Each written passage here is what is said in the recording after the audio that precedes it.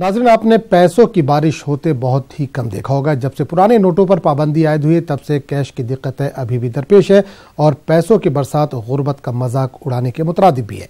किसी शायर ने कहा है कि मुफलिस की आवाज दबी है, पैसों की झनकार है बाबा।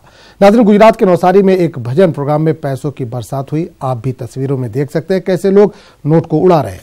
भजन के बोल में लोग मगन हैं और चादर की तरह पूरे स्टेज पर रुपयों को बिछा दिया गया है, जिसे भजन गाने वाले के साथी चुन चुन कर रख रहे हैं। आपको बता दें कि इस तरह के वाकयात गुजरात के लिए नए नहीं हैं और भी वाकयात ऐसे देखे जा चुके हैं।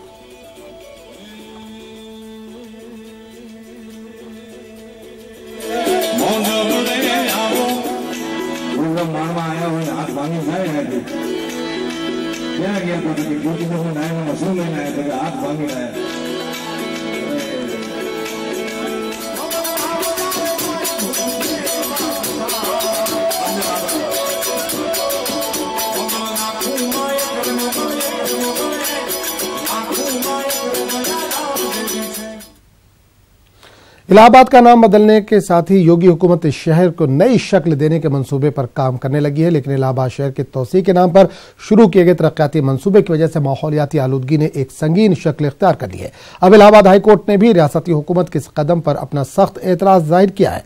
अदालत ने हुकूमत को आगाह किया कि अगर इसने एक हफ्ते के अंदर तरक्याती कामों को मुकम्मल नहीं किया तो वो खुद अपनी निगरानी में काम मुकम्मल कराएगी।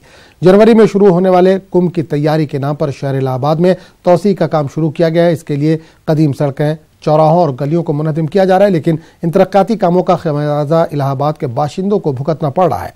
धूल और मिट्टी ने माहौलियाती आलूदगी में इजाफा कर दिया है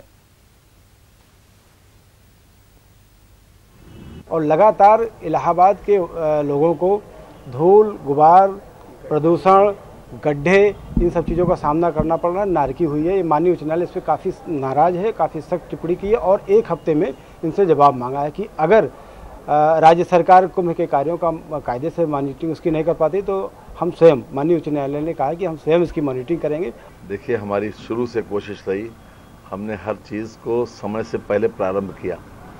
बहुत सी चीज़ें समय पर चल भी रहीं और अधिकांश चीज़ों का मैं समझता हूँ समापन भी हो गया, लेकिन लगातार मॉनिटरिंग करने से एक तो गुणवत्ता का फायदा होता है और काम भी ठीक से हो जाता है।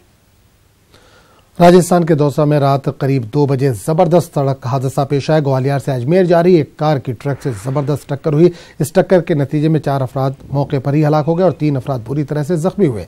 जख्मी को महुआ अस्पताल से जयपुर SMS अस्पताल में रेफर किया गया है, जहां इनकी हालत नाजुक बताई जा रही है।